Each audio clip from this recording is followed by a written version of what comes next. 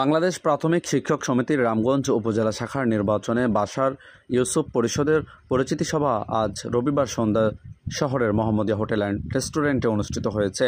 উক্ত অনুষ্ঠানে রাজু আহমেদ মানিকের সঞ্চালনায় ও লামচর সরকারি প্রাথমিক বিদ্যালয়ের প্রধান শিক্ষক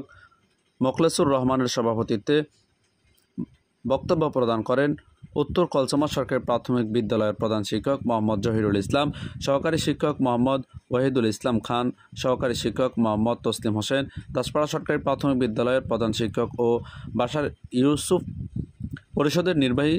সভাপতি প্রার্থী মোহাম্মদ শাহ আলম, টামটা সরকারি প্রাথমিক বিদ্যালয়ের প্রধান শিক্ষক আমেনা খাতুন, দেহলা সরকারি প্রাথমিক বিদ্যালয়ের প্রধান শিক্ষক নুরুন নাহার,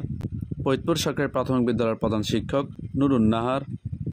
সহকারী শিক্ষক মোহাম্মদ জাকির হোসেন, মোহাম্মদ সালাউদ্দিন, রামগঞ্জ উপজেলা স্কাউট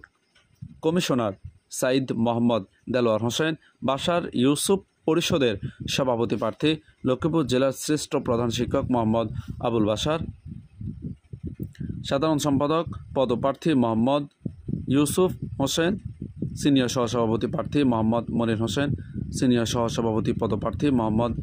মাসুদ হোসেন সহ প্রমুখ নেতৃবৃন্দ।